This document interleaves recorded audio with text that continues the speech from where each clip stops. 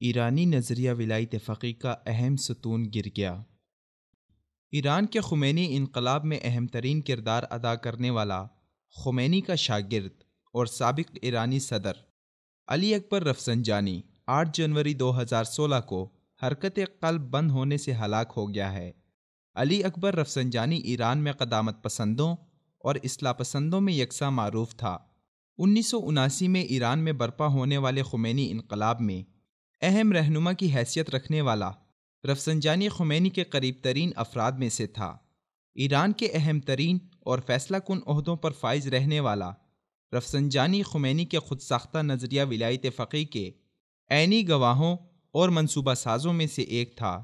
نظام ولایت فقیہ کے نام پر دنیائے شیعت کو ایرانی غلامی کے جال میں قید کرنے کی منصوبہ بندی اور ملمہ کاری کرنے والے کرداروں میں شامل رفسنجانی ملک کے صدر، پارلیمنٹ کے اسپیکر اور مجلس تشخیص مصلحت نظام کے سربراہ جیسے عہدوں پر فائز رہا۔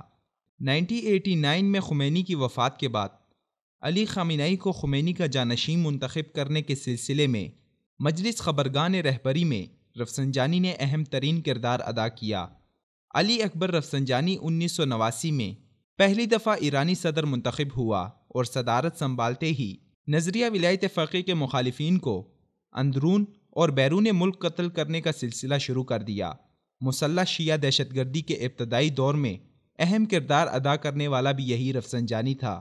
چنانچہ رفسنجانی نے اپنے دور میں بڑی دہشت گرد کارروائیاں بھی کروائیں، جن میں سر فہرست 1994 میں ارجنٹائن کے دارالحکومت بیونس آئرس میں ہونے والا دھماکہ ہے، جس میں 85 افراد ہلاک اور سینکڑوں زخمی ہو گئے تھے۔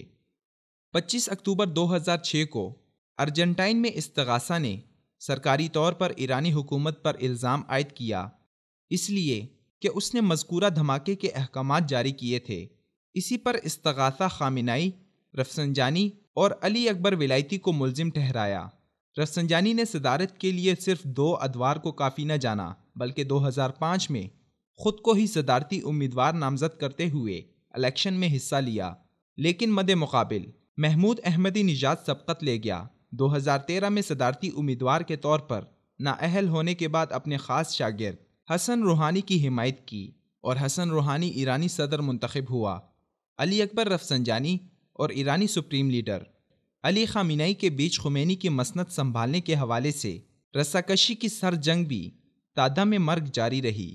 خیال کیا جا رہا تھا کہ صحت کے لحاظ سے اکثر معذور رہنے والے علی خامنہئی کی ہلاکت کی صورت میں رفسنجانی کو علی خامنہئی کا جانشین مقرر کیا جائے گا، لیکن یہ بات علی خامنہئی اور اس کے اقربا کو منظور نہ تھی۔